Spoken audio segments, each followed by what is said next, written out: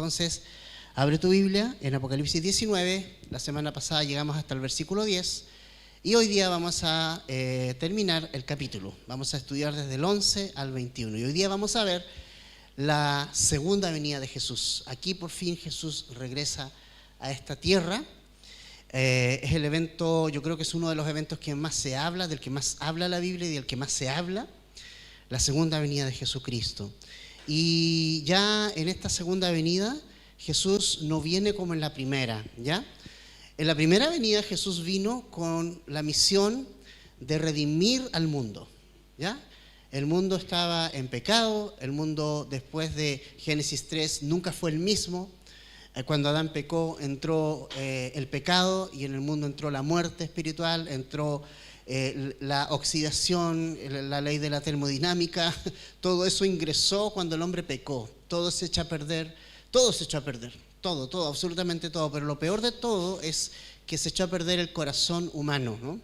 Que el hombre se volvió cada vez más negro su corazón, más entenebrecido. Hasta nuestros días, en que obviamente se le llama a lo malo bueno y a lo bueno malo. Entonces, la primera venida de Jesús tuvo por finalidad que Él pudiera venir como un cordero, manso y humilde, como lo describe Isaías 53, como alguien que vino, un siervo sufriente, que vino a pagar el precio de la redención del mundo. O sea, la primera venida tenía por objetivo, de Jesús hablo yo, que Jesús hiciera hombre, tomara el lugar de nosotros y en la cruz llevara tu pecado y el mío, ¿no? Y Él se pusiera en tu lugar para que todo aquel que en Él cree, ese es el requisito, poner nuestra fe salvadora en Cristo, entonces puede ser salvo y redimido. Ahora, la segunda venida de Jesús es absolutamente opuesta y diferente. La segunda venida de Jesús a este mundo va a ser como el juez supremo y como el rey victorioso, que va a ejecutar juicio a todo el mundo y a todas las naciones que van a pasar estos 7 años de tribulación y que quedan vivos después de todos los eventos que hemos visto en los capítulos anteriores. Ahora, yo quiero que brevemente poder diferenciar claramente la segunda venida de lo que es el arrebatamiento de la iglesia o el rapto de la iglesia, porque es muy fácil confundir las dos cosas. ¿Cuándo hablamos del rapto y cuándo hablamos de la segunda venida? Básicamente, la segunda venida de Jesús se da en dos partes.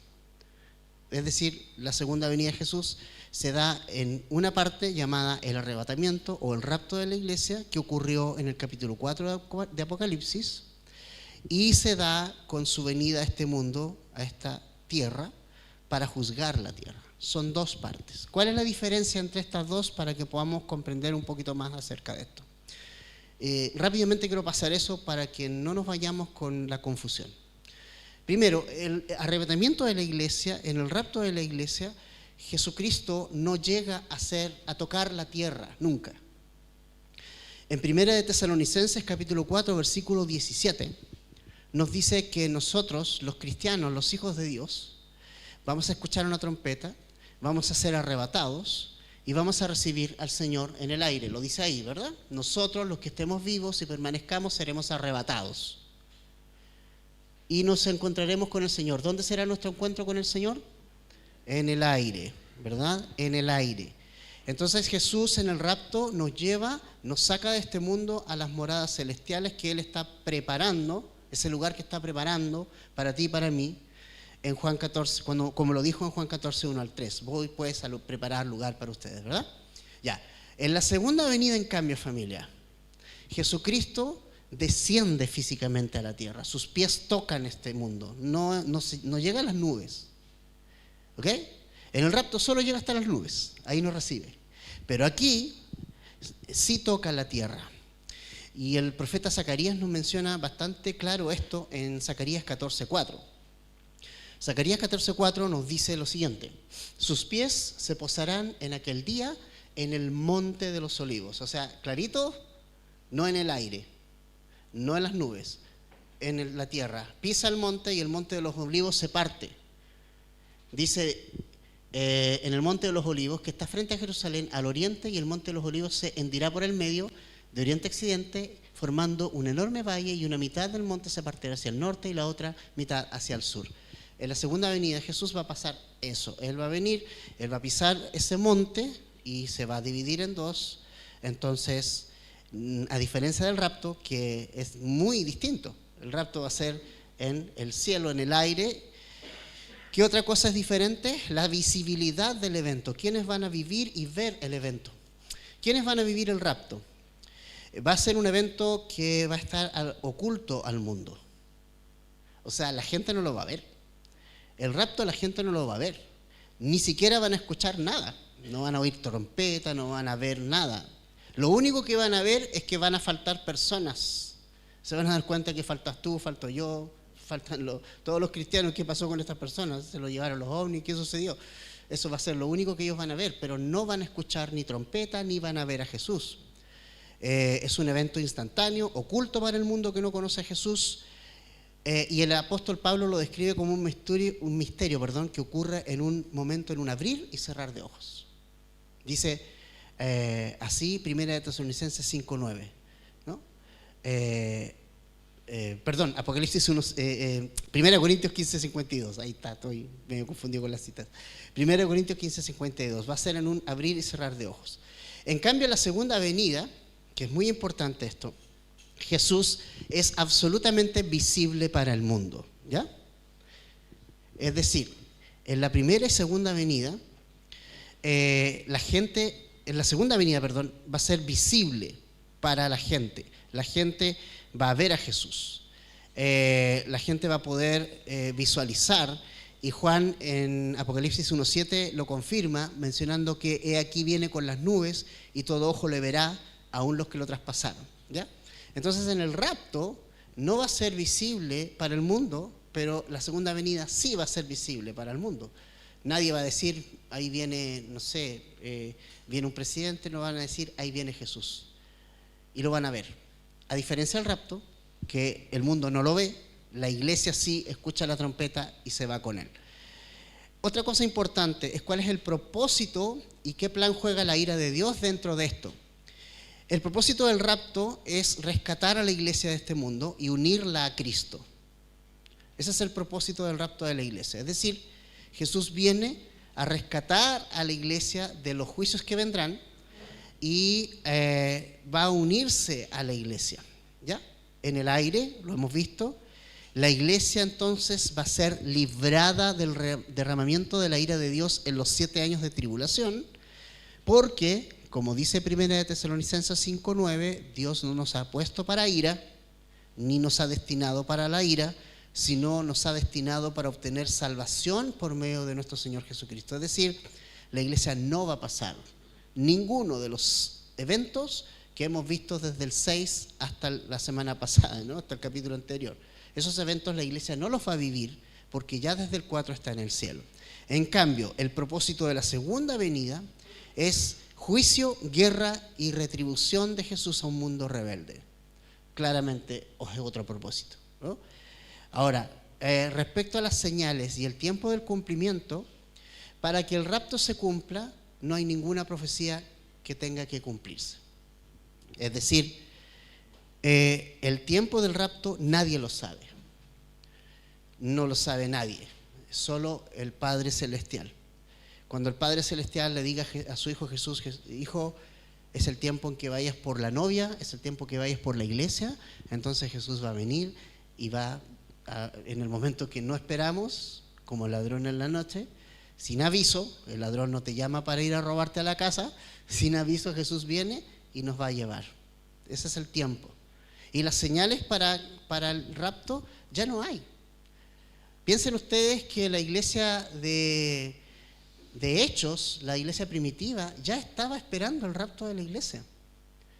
Pablo escribe en presente cuando le habla a los tesalonicenses, le dice, nosotros los que habremos quedado seremos arrebatados. O sea, Pablo esperaba el rapto en su generación. Toda la iglesia primitiva esperaba el rapto en su generación. Por lo tanto, profecías que se tengan que cumplir para que el rapto de la iglesia ocurra, no falta ninguna. Ninguna. Está todo cumplido.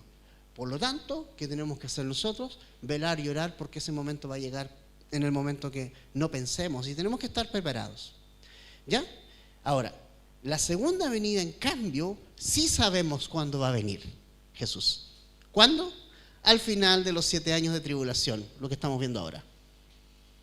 Termina la tribulación, Jesús regresa por segunda vez. Es decir, estamos súper claritos en eso. Súper clarito. ¿Ya?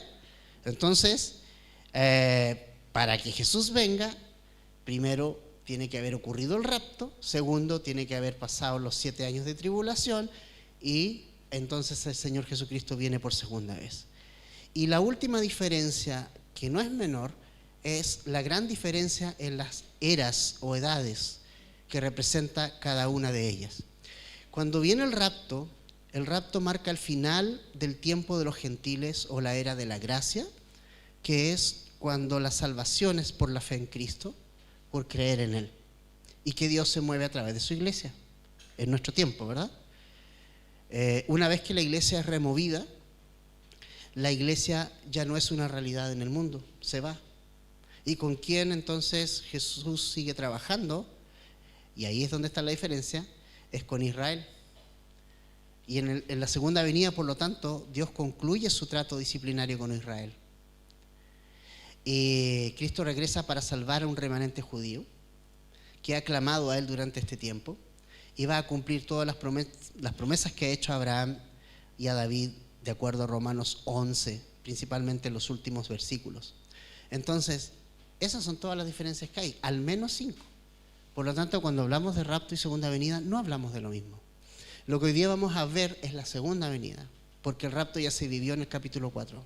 ¿Qué dice? Entonces, versículos 11 al 13 de Apocalipsis 19. Vi el cielo abierto y apareció un caballo blanco.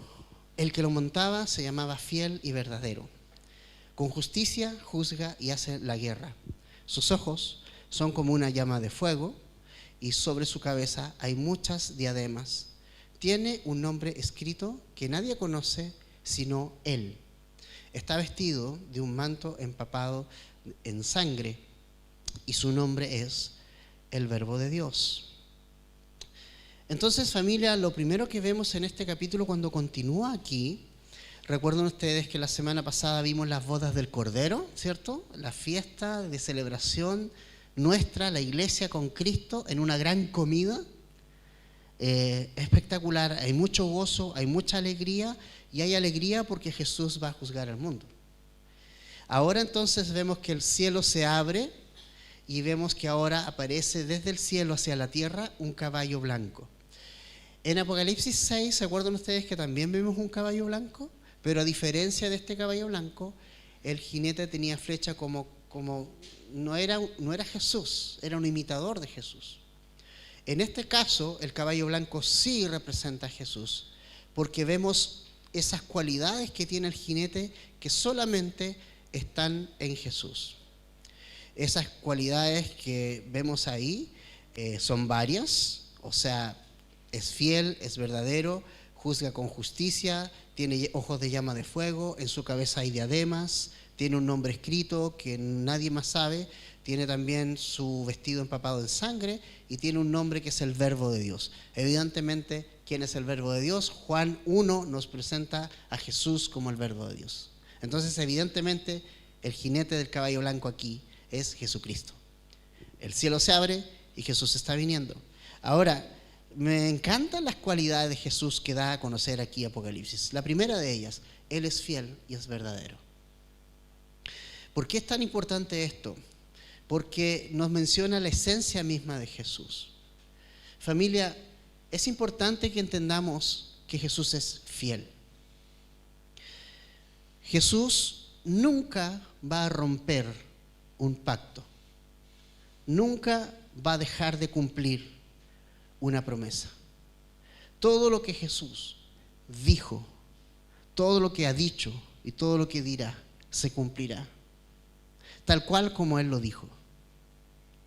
Entonces, eso significa, familia, que nosotros como cristianos, como sus hijos, podemos apoyar todo el peso de nuestra vida, todo el peso de nuestra vida, todas las angustias de nuestra vida, todos nuestros temores y todo nuestro futuro, lo podemos apoyar sin problema en Cristo, porque jamás Cristo va a fallar alguna de sus promesas. Números 23, 19 nos recuerda una cualidad de Dios que es importante. Números 23, 19 nos dice: Dios no es hombre para que mienta, ni hijo de hombre para que se arrepienta.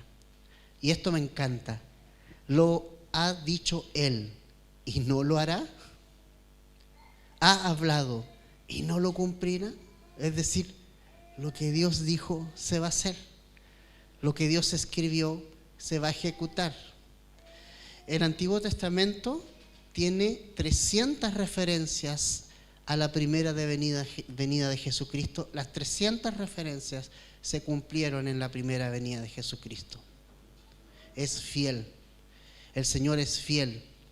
Lo que Él dice lo ha de cumplir. Y no solamente es fiel. Además de ser fiel, Él es auténtico, es verdadero. Él no engaña, ni hay una sombra de engaño en Jesús, porque su carácter es intachable. No solamente es fiel, además es verdadero. Entonces, podemos cometer el error hoy día con la IA. Tú no sabes si estás viendo un video que es real o un video que es IA. En un mundo en que cada vez va a ser más difícil encontrar qué es lo auténtico y qué es lo verdadero y qué es lo que es real, Jesucristo nos está diciendo: yo soy real y yo soy verdadero. En un mundo tan lleno de noticias falsas, de apariencias, de verdades a medias, Jesús te puede decir: yo soy el verdadero. Jesucristo dijo: yo soy la verdad. Entonces, ¿dónde podemos nosotros establecer nuestra vida? Viendo el mundo como tambalea, las economías desestabilizarse, los países desestabilizarse con guerras en todos los lugares. Parece ser que nada es firme. Parece ser que donde yo pongo el pie, el terreno es un poco inestable, ¿no? Donde nosotros pisamos siempre va a ser inestable en este mundo.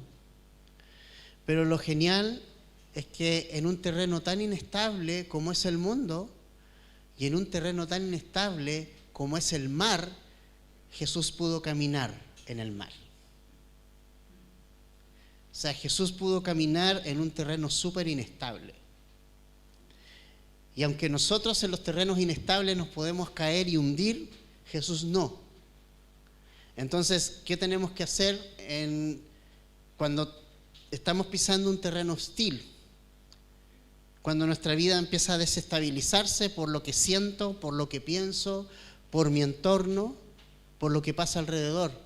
Entonces yo puedo confiar en el fiel y en el verdadero. Entonces yo puedo ir a la Biblia y poder agarrarme a las promesas que tengo en la Biblia y agarrarme a lo que Jesús dijo. Porque lo que Jesús dice es verdad. Y porque cada cosa que Jesús dice es verdad. Pero además de ser verdad, es fiel y no va a permitir que su promesa pase. Todo se va a cumplir. Entonces, familia, por eso es que Jesús puede juzgar con justicia y hacer la guerra a este mundo. El único que lo puede hacer. Porque a lo largo de la historia, ningún gobierno humano, ni el mejor intencionado, ha logrado gobernar o hacer la guerra con justicia perfecta. Nuestros sistemas judiciales humanos caen y se limitan. A veces los inocentes sufren y los culpables escapan. Pero cuando Jesús regrese, familia, su justicia será impecable. No actuará por venganza descontrolada ni por sed de poder, sino actuará de acuerdo a que Él es fiel y es verdadero. Entonces sí podemos confiar en su justicia. Dice el Salmo 89:14 que el Señor tiene la justicia, el derecho como cimiento. Interesante lo que dice. La justicia y el derecho son el fundamento de tu trono. Qué maravilloso. Nadie puede decir eso. Ningún hombre, ninguna persona, ningún candidato a presidente, ningún fiscal, ningún gobernador, ningún sistema puede decir el derecho y la justicia son mi fundamento. No. Solo Jesús puede decir esto. Que Él tiene, la justicia y el derecho son el fundamento de su reino y de su trono, pero además puede decir la misericordia y la verdad también van delante de mí. Entonces, por esa razón, familia, nuestra esperanza debe estar anclada en el fiel y en el verdadero, porque el único Rey que cumple siempre su palabra es nuestro Señor Jesucristo. Entonces, esa cualidad te deja así ya, bueno, sí, la verdad que es el único que puede, ¿no? El único que puede juzgar con verdad. Segundo, tiene corona, dice, sus coronas o diademas en la cabeza, y tiene ojos como llama de fuego. Los ojos como llama de fuego significa que Él lo penetra todo. No hay nada oculto a los ojos de Dios. Él lo puede ver. Puede mirar dentro de nosotros, puede mirar dentro de nuestro corazón. Él pesa los corazones, examina nuestras motivaciones más profundas. No hay nada al descubierto. Todas las cosas que están en nosotros, no hay nada oculto a la vista de Jesucristo. Hebreos 4:13 dice que no hay nada oculto a los ojos del Señor. Dice que todas las cosas están al descubierto y desnudas ante los ojos de aquel a quien tenemos que dar cuenta un día. Y bajo esa mirada de fuego, todos los hombres de la tierra serán expuestos y terminarán humillándose ante Él. Toda rodilla se va a tener que doblar ante Jesús porque sus corazones van a ser expuestos. Otra cualidad es que Él tiene total soberanía, total autoridad y total poder. Las diademas simbolizan la autoridad, ¿no? Y el poder. Y ese nombre que tiene escrito, que solamente Él conoce, es el mismo, ¿no? Nombre del Señor. Y obviamente, si ustedes recuerdan bien, hace referencia a esto al nombre que tiene Dios en el Antiguo Testamento que no se puede nombrar. Yahweh o YHWH no se puede decir, pero solo es un nombre que tiene Jesús, el Señor. Y lo cuarto que vemos es que Él tiene una ropa teñida en sangre y su nombre es el Verbo de Dios. ¿Por qué creen ustedes que este jinete, Jesús, tiene la ropa teñida en sangre? Nos recuerdan dos cosas. Que Jesús se ganó el derecho en la cruz de juzgar este mundo. Con su propia vida. Dando su propia vida, siendo crucificado en la cruz, derramando sangre. Nos recuerda que su traje nos recuerda que ese momento de la segunda venida no fue gratis. Él se ganó el derecho de venir por segunda vez, por haber pagado con su propia vida la redención del mundo. Ese traje rojo también nos recuerda que nosotros estamos en el cielo por la sangre del Cordero. Y no hay otra razón por la cual tú y yo vamos a estar en el cielo. No vas a estar en el cielo porque perteneces a una iglesia, porque tus papás son cristianos, porque tu nombre está en una lista por ahí de membresía de una iglesia. No vas a estar en el cielo porque eres bueno.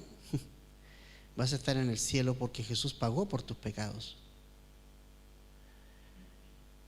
Pero la otra cosa que significa el traje lleno de sangre es que Jesús viene a pisar el lagar de la ira de Dios. Y eso va a salpicar su vestidura. Él viene a pisar el lagar de la ira de Dios. Él va a comenzar a juzgar a los que sobrevivieron a la tribulación. Y entonces Él viene aquí a juzgar este mundo, familia. Entonces viene Jesús por segunda vez, pero ahora viene de una manera distinta que la primera.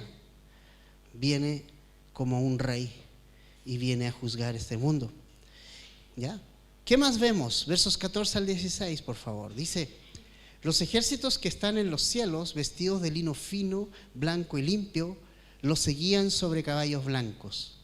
De su boca sale una espada afilada para herir con ella a las naciones, y las regirá con vara de hierro. Él mismo pisa el lagar del vino del furor de la ira del Dios Todopoderoso. En su manto y en su muslo tiene un nombre escrito: Rey de Reyes y Señor de Señores. Entonces, tenemos más personajes que vienen con Jesús. Jesús en jinete en caballo blanco, viene, ¿cierto? Pero viene un ejército con él. En el verso 14 lo vemos. ¿Quién es ese ejército? Y fíjense ustedes las cualidades de ese ejército: vestidos de lino fino, blanco y limpio. ¿Ya? Recuerden ustedes que en los versículos anteriores Jesús nos ha concedido que nos vistamos de lino fino. Entonces, ¿quiénes son estas personas, estos ejércitos que están en los cielos, que vienen vestidos de lino y fino y que los siguen con sus caballos? Tú y yo. La iglesia. La iglesia viene con Jesús. Él es el caballo principal, ¿no? El jinete. Pero detrás de él viene todo un ejército. ¿Y sabes cuál es ese ejército? Eres tú y soy yo. Entonces tú dices: pero Señor, yo solo quería salvación. Y yo solo pienso, Jesús, yo solo quería ser salvo.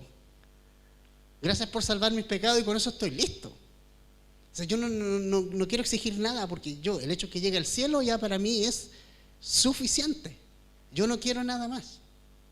Ese es mi pensar, siempre he pensado así. Pero esto, o sea, que seas parte de su ejército, que seas parte del plan de Él, que Él diga: ya muchachos, vamos, iglesia, vamos a juzgar. Y que más encima ponga esa,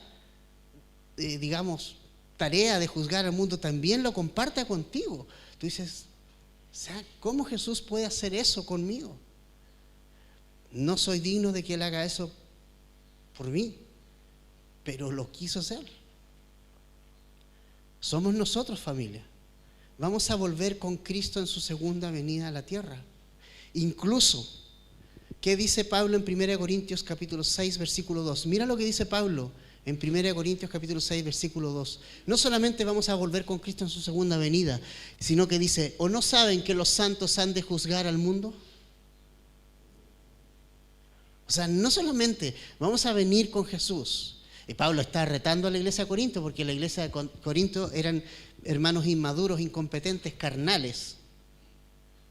Eran súper carnales. ¿Ya? Nada espirituales, carnales, a morir. Entonces, ellos llevaban a sus hermanos a los tribunales porque no podían ponerse de acuerdo. Entonces Pablo dice: oye, pero ¿cómo no se ponen de acuerdo entre ustedes si son hermanos? ¿Cómo van a llegar a los tribunales si son hermanos? Y después dice: ¿o no saben esto? ¿No saben que ustedes van a juzgar a los santos, al mundo, perdón? Entonces, vamos a volver con Cristo en su segunda venida a la tierra y vamos incluso a participar del juicio de las naciones junto con Jesucristo. ¿Ok? Entonces, aquí vemos una gran diferencia con el rapto. El rapto de la iglesia, Jesús viene por su iglesia para sacarnos de aquí, pero en la segunda venida viene con su iglesia y viene a establecer el reino milenial aquí en la tierra. ¿Ah? Entonces, ahora, fíjate en un detalle importante. ¿Qué arma usa el Señor para herir a las naciones y para regirlas? En el versículo 15 está: ¿cuál es la herramienta, cuál es el arma que va a usar Jesús para juzgar y pelear? De su boca sale una espada afilada. Esto es súper importante, familia. La única arma que se menciona en esta gran batalla que Jesús viene es la espada. ¿Y qué representa la espada en la Biblia? Hebreos 4:12. Porque la palabra de Dios es viva y eficaz y más cortante que espada de dos filos. Es decir, ¿cuál va a ser el arma entonces de Jesús? No va a ser un M16, ¿no? No va a ser un avión ni una bomba atómica, su palabra. Su palabra. Mientras los otros van a venir con todos los tanques, con toda la tecnología que ellos van a tener, imagínate la tecnología que va a haber armamentista de aquí a cuando suceda eso. Va a ser, quizás qué armas van a haber, químicas, qué sé yo. Armas tecnológicas, hoy día incluso armas que tú puedes producir terremotos. ¿Sabían eso ustedes? Hay armas que pueden producir terremotos, que envías una señal magnética, la choca en la atmósfera y regresa abajo y se producen terremotos. Eso es tecnología. O sea, con todo lo que puede manejar el hombre, Jesús lo va a destruir con su palabra. Nada más que su palabra. Familia, el mundo inició con una sola palabra: sea. Y listo. Y se acabó. Es ese poder absoluto que hay en la palabra de Dios. La palabra de Dios va a descubrir los corazones, va a juzgar a las naciones, y la palabra del Señor va a destruir a los enemigos en la batalla de Armagedón. Solo su palabra. Ahora, esto es muy importante para nosotros. Yo sé que muchos escuchan cosas y que las dan por hecho y no las verificamos con la Biblia.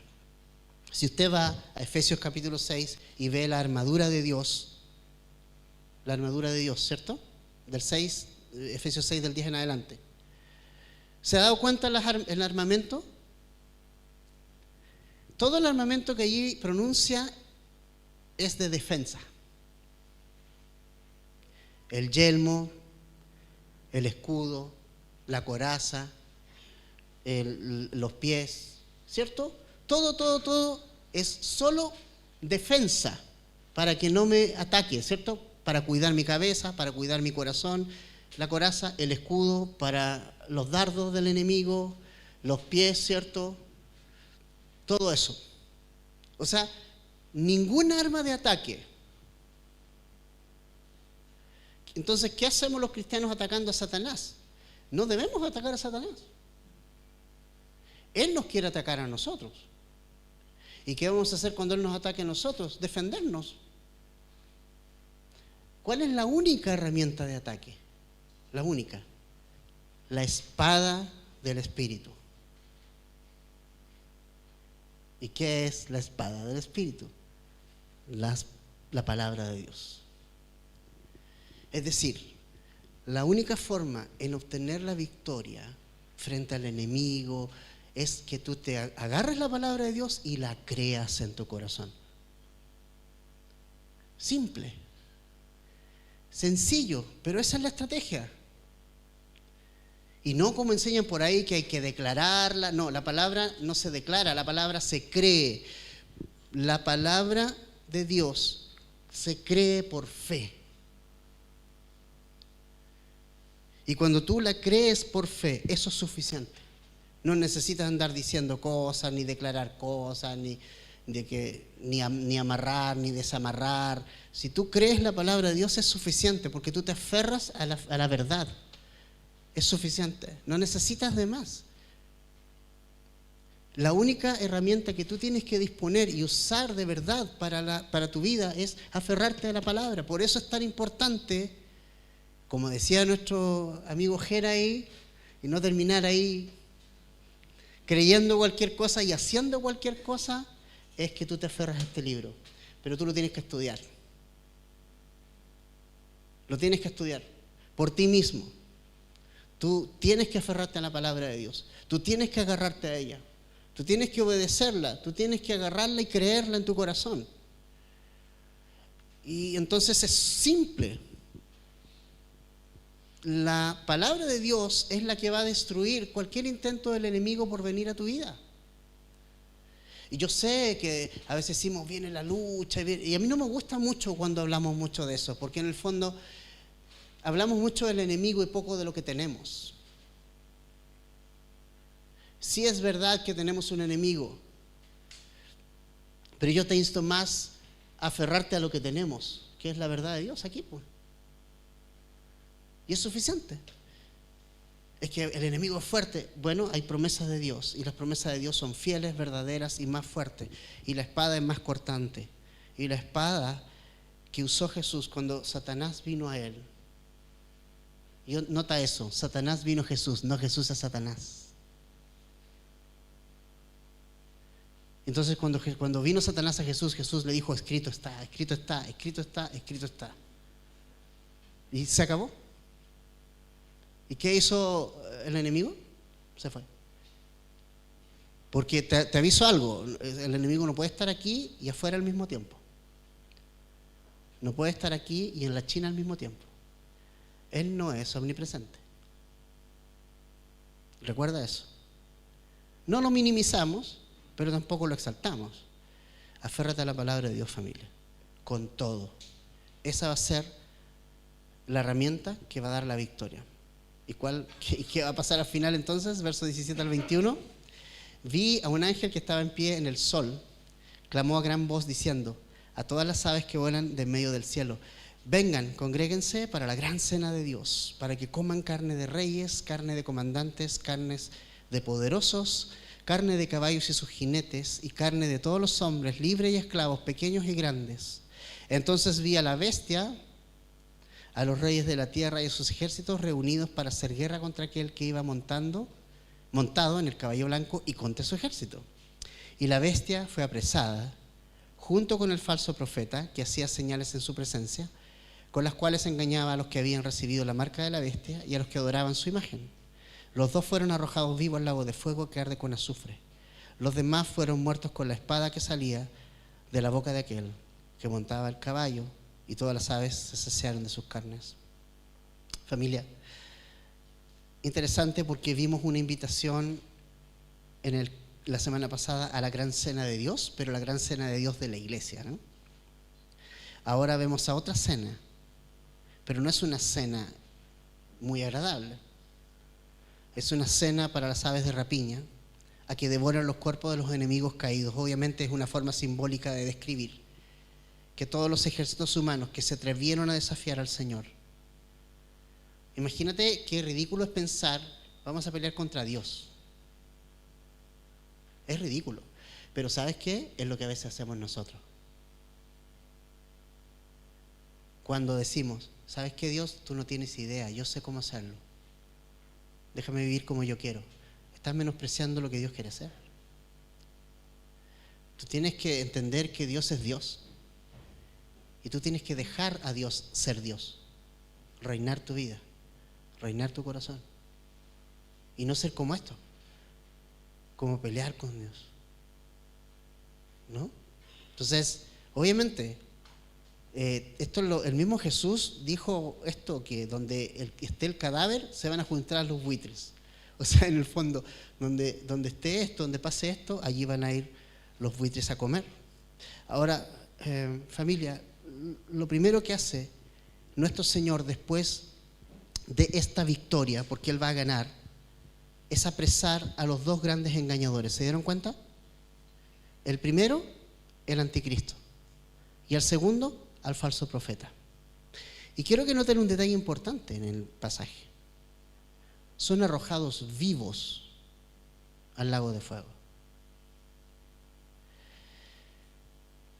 Muchas personas piensan, familia, erróneamente, que cuando mueren, ahí se acaba todo.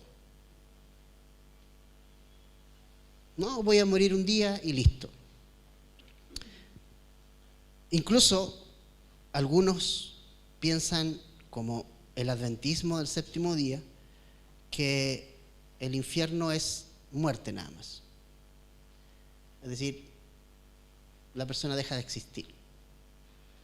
Pero la Biblia, que es nuestra autoridad, nosotros no le hacemos caso a lo que dijo el otro, el maestro tanto, no, es la Biblia, nos dice que hay vida en el infierno. El infierno es un lugar donde hay vida. Habrá total conciencia. Habrá vida, pero vida en tormento constante. Lo más triste, la presencia de Dios está, pero no puede hacer nada. Es inactiva allí. Piensa solamente por un momento cómo sería esta tierra sin Dios, sin que Dios estuviera de alguna manera aquí, el Espíritu Santo. Bueno, el infierno, aparte del fuego, es un lugar sin Dios. No porque Dios no llegue ahí. El Salmo 19 dice, si subiera a los cielos, allí estás tú, y si subiera al Seol, allí también estás. Dios no se puede restar de ninguna parte. Está en todo lugar. El tema es que en el infierno su presencia es inactiva para las personas, porque ellos decidieron rechazar. Recuerda la historia que contó Jesús sobre el rico Lázaro. En el lugar de tormento, el rico conservaba sus 5 sentidos. Vio a Abraham, es decir, tenía vista, escuchaba, tuvo sed, sentía dolor y más encima recordó su vida pasada. Todo eso va a estar presente en el infierno, en una persona que ha rechazado a Jesús. Conciencia total. Por eso es tan triste, familia, es ver la dureza del corazón humano. O sea, cómo hombres simples y mortales, de carne y hueso, creados por Dios, se atreven a reunir ejércitos, tanques y misiles para intentar destruir el reino de Dios. Es una locura. Es la expresión máxima de la locura del pecado. Y son vencidos con una sola palabra de Dios. Una sola. Entonces uno puede decir, bueno, pastor, esos son personas que no creen, que no necesariamente. Satanás está liderando este ejército. Y Satanás cree en Jesús. ¿Cuál es el punto? No es si creo. ¿Qué significa para mí? ¿Qué significa para ti? ¿Qué es para ti? ¿Es el agregado de tu vida? ¿Es simplemente un adorno en el bolsillo? ¿En quien tú simplemente lo usas como amuleto para que te vaya bien en la vida? ¿O es tu Señor, a quien tú sigues? Jesús dijo que debíamos tomar nuestra cruz cada día y seguirle. Entonces, estamos en uno de los dos bandos. Vamos a venir con Él, todos aquellos que hemos sometido nuestra vida al señorío de Cristo. Familia, simplemente quiero preguntarte yo, si Jesús no es el Rey de tu vida aquí, ¿por qué tendría que ser el Rey de tu vida en la eternidad? Dame una buena respuesta para eso. Si Jesús no puede ser el Rey de tu vida hoy, ¿por qué vas a venir contento en un caballo detrás de Él como Rey? Si no vas a estar dispuesto a someterte hoy. Ese es el punto. Jesús tiene que ser el Rey de tu vida. No te rebeles contra el reinado de Jesucristo en tu vida. No hay que estar aquí para rebelarse contra Dios. Nosotros sabemos que la rebeldía toma muchas formas. El miércoles vimos en Isaías, para los que vinieron, que la rebeldía toma forma de religión. Los religiosos hacían todo espectacular, pero sus corazones estaban requete lejos de Dios. Porque no se trata de lo que hago, se trata de mi corazón, a quién se lo he dado, en quién se lo he confiado. Entonces, familia, en esta segunda venida, todos estos reyes contra el Señor y contra nosotros, pero la bestia fue apresada, el falso profeta también, vivos fueron lanzados al lago de fuego, los demás fueron destruidos solamente con la palabra de Dios. No hubo guerra, nada, no hubo nada, simplemente la palabra de Dios bastó. Familia, muy importante esto. Y quiero que te vayas a casa con estas 3 enseñanzas prácticas para terminar. es que yo creo que podemos extraer de estos pasajes. La primera de ellas es: no pelees ni confíes en armas humanas. Cristo va a vencer a los ejércitos del mundo entero con una sola arma: la palabra de Dios. A veces nosotros enfrentamos nuestras tribulaciones, ¿cierto? Tenemos luchas mentales, ataques del enemigo, intentando ganar con nuestros propios argumentos o intentando pelearlas con nuestras propias fuerzas. Y te digo algo, la carne es una pésima espada. Pésima. No le va a hacer nada ni a tus emociones, ni al enemigo, ni a nadie. La carne es una pésima espada. La única espada que es viva y eficaz es la palabra de Dios. Tómala, estúdiala, pero por sobre todo, créela. Pone tu fe en ella. Ella va a darte la victoria. Segundo, necesitamos descansar en la fidelidad y la autoridad del Señor y no debemos dejarnos engañar. Jesús es el juez fiel, es verdadero. Descansa en eso. Dale lugar a su justicia y a su ira. No tomes justicia en tus manos, porque te puedes equivocar. Lleva todo tu caso al Señor, preséntaselo a Él y descansa en que Él va a hacer justicia por ti, porque en Él descansa la autoridad y la fidelidad. Él es fiel y verdadero.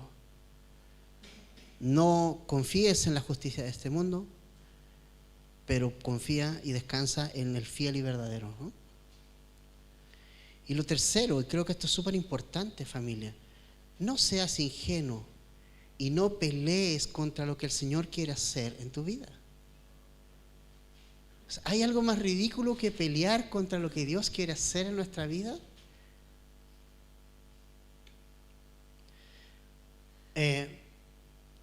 Dios estuvo detrás de Jacob por años. Jacob en el Antiguo Testamento.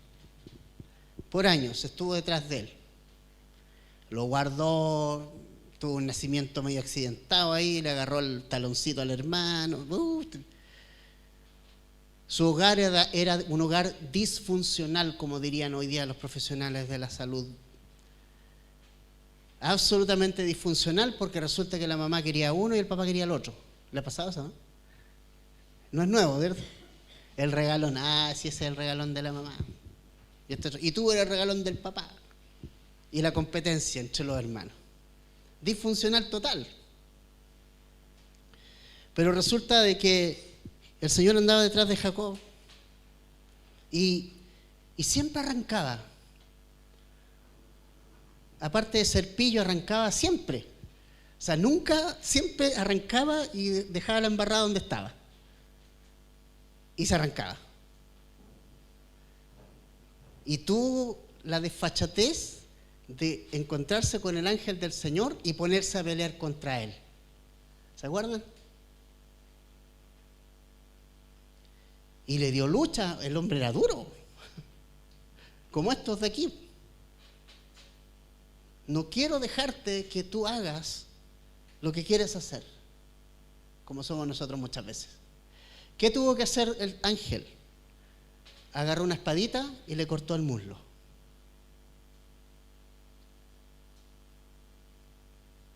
No pudo caminar más, no pudo ir a arrancar más, no pudo huir más, hasta que tuvo que llorar y decirle al ángel: por favor, bendíceme. Bendíceme. Te necesito. Y le cambiaron el nombre. De suplantador a Israel, que significa gobernado por Dios. Es decir,